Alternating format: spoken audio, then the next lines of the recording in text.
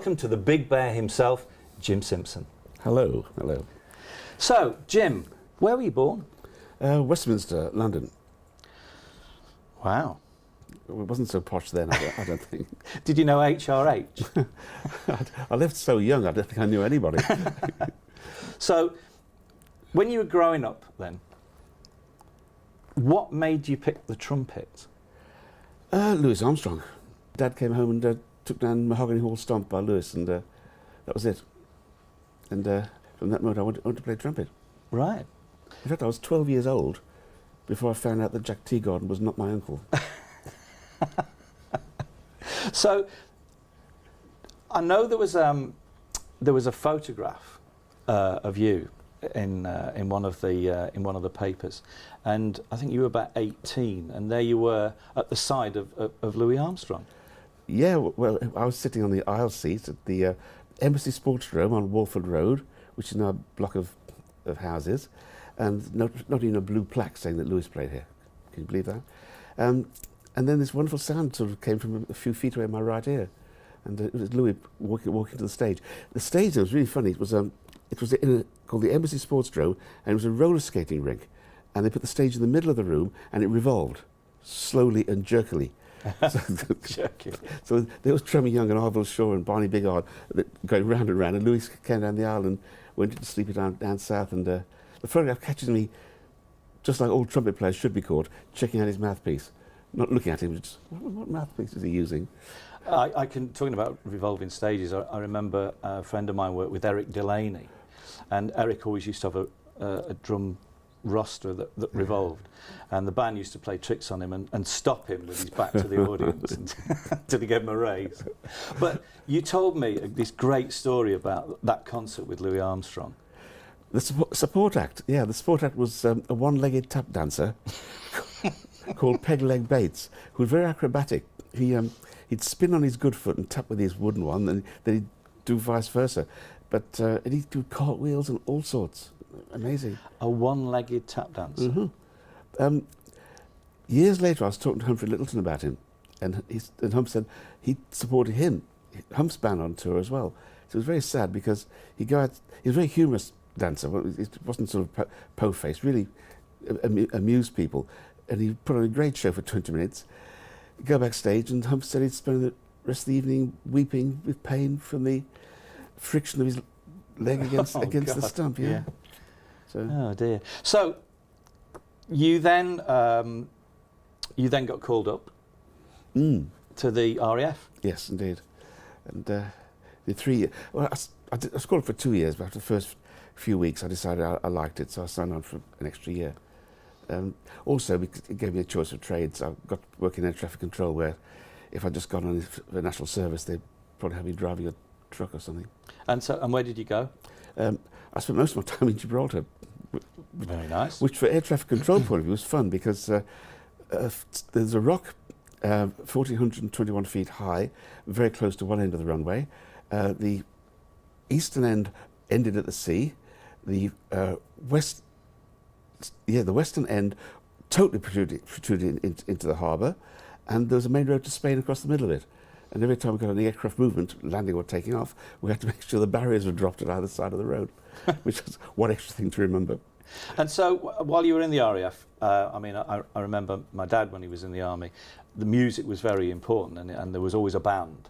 So, did you play in the bands there? I was in the station dance band because we had guaranteed gigs because the station had various functions. We didn't play very interesting music, but I had a jazz band as well, which we played in one of the honky-tonks on Main Street. And on Sundays we'd play on the boat that crossed the bay to Algeciras. It was quite fun when it was a bit choppy out there, because the banjo player was on a metal leg chair, and it was on a metal surface, and we keeled over a bit. It was I was pleased for many reasons, particularly that I didn't play banjo. Yeah. So, and then when you were demobbed, I mean, you were saying that 2 weeks later it was a different world. Well, I was the longest serving RAF person in Gibraltar at the time, because I loved it. I loved Spain so much. I just kept everyone was desperate to get home to their girlfriends and mum, and I kept swapping my place on the return trips with other people, so I extended my time there. And I did a radio show every Wednesday night. I played in the bands. I knew everybody. I was, you know, at the heart of things. I went back to England to get demobbed for 2 weeks. I came back and I was an outsider. People no longer seemed to treat me as one of them. Really strange. It was a really funny feeling of isolation. So I gave up and I went back to Spain and dallied there for a while. I like that, dallied in Spain. I'd love to dally in Spain. It's one of my favourite countries, I have to say. Very, very interesting. It was 1959. It was, you know, it's only 20 years after the end of the Civil War. Franco was still omnipotent, and not very pleasantly so. But it was a very interesting time because you couldn't move for music. There's so much good music around. I mean, every time you go to a cafe or a bar, there's someone playing guitar or singing and dancing. And their music is I think, so it's evocative. Recently I've been listening to a couple of people, a guy called Alejandro Sanz, who's taken flamenco music and he's mixed it with different cultures, and he's brought in rock, and he's brought in jazz, and he's brought in hip hop, and it's turned the whole sort of Spanish music on its head, you know. But it's still got that beautiful core of the chords that they use, and there's so passion, you know, that they use. I think the sheer technique of Spanish guitar players was amazing. Stunning. Yeah. Stunning. Yeah. Yeah, there was another band called Katama, which was three brothers, and they just did the three guitars and a cajon, and you know, it was just absolutely incredible. That's one of the reasons I like to go over there so much. Plus the food, and the weather. So okay, so we got we've got that. Now you're into photography as well. Well, I sort of inherited that in a way. My mother's father, my granddad, was a very keen photographer in the early days. I remember he had these wooden frames with negatives and sensitive paper on it. He'd put them out in the backyard for a couple of minutes and let the sun expose them, and he'd rush back in and process them. And my mother was a very keen photographer. She photographed everything. So and for our 21st birthday, my mother sent me the money to buy a good camera, which I could do in Gibraltar quite easily. So I was really, I had no choice in the matter. It sort of came to the territory. And when I came out of the Air Force, I was working as a photographer and as a trumpet player, and I couldn't really make a living at it either. But between the two, I scuffled by it. It's interesting that nowadays, I mean, everybody's got a camera, you know, on their phone, but a camera in sort of, well, when I first started playing, and that was an encumbrance. You know, it was big. You know, you had to make a big deal about taking a camera around with you, and not many people did. So I think, you know, I've seen some of your photographs, and they're absolutely amazing. The fact that you're there with that camera, and you've captured things that you wouldn't normally see, like backstage. They're not posed, are they? You know, they're a lot of them just happened. And I think that's the amazing part of those pictures. Yeah, I think what they lack in art, that they made up in physical effort in carrying the damn stuff around in the first place. Yeah, but you can feel the vibe from them. You know, you get the fact that it's happening and it's right there. That, you know, the fact that they're not posed. Well, first, it was very easy to get to folk in those days, artists, stars, that is, because there was no security particularly. Yeah. And if they weren't in a bad mood, they'd welcome you in. And then after that, it was just patience. Hang around.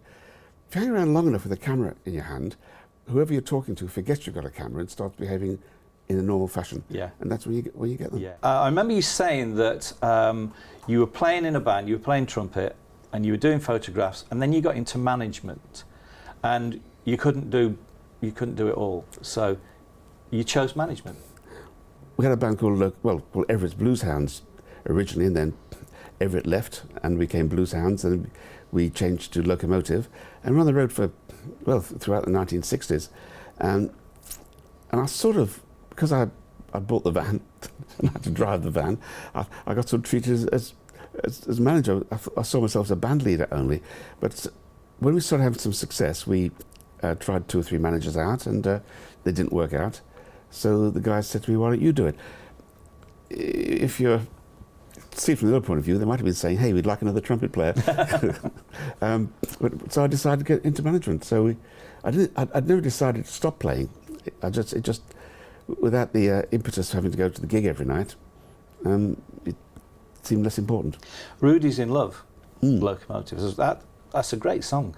That's a great song. Yeah, it was written by Norman Haynes, who was Norman, a singer at the time. He worked in a record store on Smethwick High Street, which imported singles, 45s, from the islands.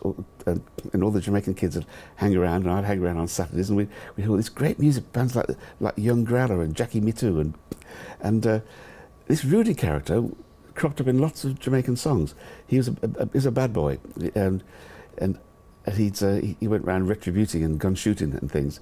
And Norman decided that Rudy was going to fall in love, so he wrote Rudy's in Love. And it might have been the first ska hit in this country, one of the very early ones. And that led on, didn't it, to the formation of Big Bear Records. Did I read it right that you decided because you couldn't get a deal on it, something you'd release it yourself? Well, was it Rudy's Christmas or something? Something like that, yeah. What happened was we'd had the hit. I wanted to get another record out quickly, another single, the same theme, the same sort of feel to please the same audience. Parlophone, record label, at the time progressive music was suddenly becoming the thing, and they wanted to do something much more progressive called Mr. Armageddon as the next single, and we had a bit of a scrap about it. They won, because they would do, because they're part of EMI. But I'd got a recorded master on my hands of Rudy the Red-Nosed Reindeer, which was a bit of a Christmas spoof. So what do you do if you've got a master? I guess you set up a record company, and that's what happened. I called David Betteridge at Island Records, who tried to sign Locomotive before we signed for Parlophone, and I said, "I've got a record for you." And he said, "Well, why don't you do it on your own label?" And I said, "What's that?" he taught me through it, and we set up Big Bear. The early Big Bear stuff had Island catalogue numbers. Right. So Big Bear, the name? That was John Peel. At some party at which I wasn't present, he did what everyone thought was a funny impersonation of the way I walk. And he said, "Look, that's the Big Bear from Birmingham," he said. And then somebody told me about that, and I thought, "Wow, I like that." Yeah, so, and it stuck ever since. And when was that? What year was that? 67-ish. You then found a band, didn't you? Let's think. You were running Henry's Blues House, or the blues gig in the Crown. What happened was I got evenings free, no longer playing. So I went out to hear music, and I heard this band from Lichfield called Bakerloo Blues Line, which featured Dave Clemson on guitar, who went on to be one of our top players. It was the time the blues boom was just about dead on its feet, and all the bands sort of looked the same, dressed the same, played 42-mile-long guitar solos, and were getting a bit boring. And Bakerloo weren't like that, but promoters assumed they were. So I thought, we need to build up a following here. So I rented the upstairs room of a pub called The Crown on Station Street and Hill Street, and called Tuesday Nights Henry's Blues House, named after a particularly glamorous Afghan hound that lived 2 doors away, and put in Bakerloo there every week.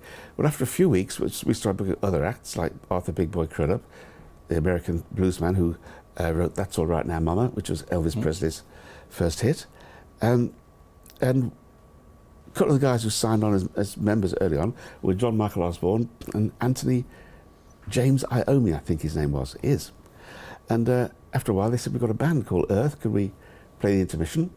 And they did, and they turned down the magnificent sum of £5, the regular intermission band's fee, probably worth about £50-60 today, I guess. And they said, "Can we have a Henry's Blues House t-shirt each instead?" So they did. And after a while they said, "Well, I manage them," and I got to know them and liked what they were doing. So Ozzy was always, from day one, even though they weren't very set in any musical style particularly, Ozzy was always dynamic, and the band were always very together. They were very much a team band from the beginning. And I joined the team, and I took over management, and we changed the name to Black Sabbath, and that was it.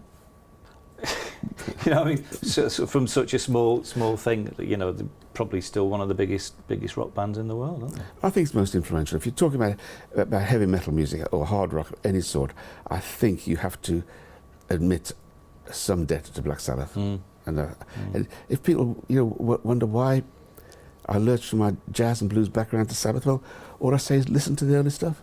Listen to Paranoid, listen to the album Black Sabbath. It's still stunning. So talking about jazz, you obviously from your beginnings, the trumpet and that, you were into jazz. You then went on to set up the International Jazz Festival. That was 2 decades later, 1985 was the first festival. We'd done a show in '84, sponsored by a local brewer called Mitchells and Butlers, in Camden Hill Park's Arena Theatre. 800 people came there to see a really all-star lineup of straight-ahead great British jazz players. We recorded the album for Big Bear.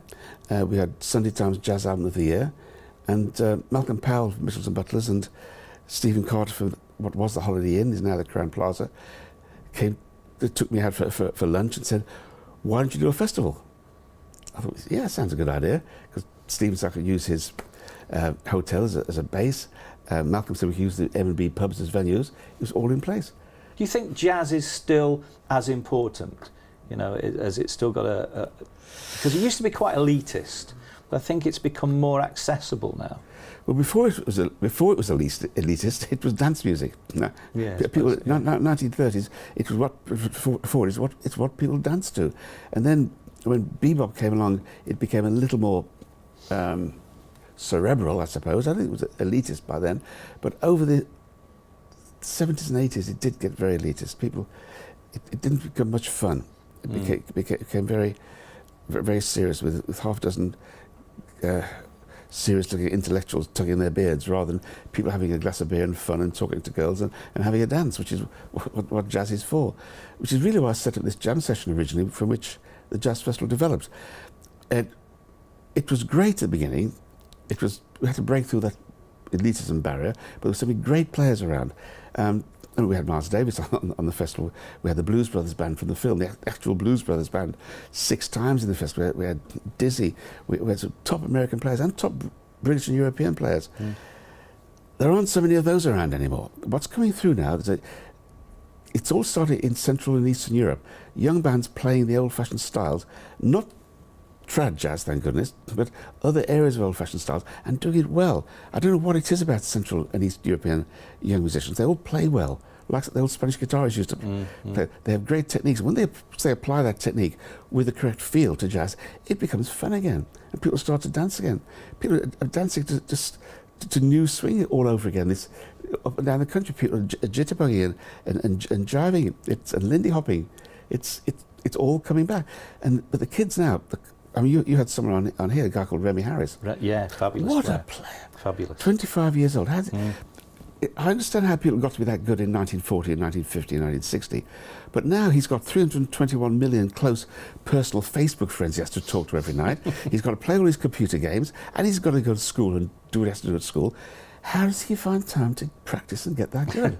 Yeah. But they're doing it. The kids are coming through it, and somehow they're finding time to play.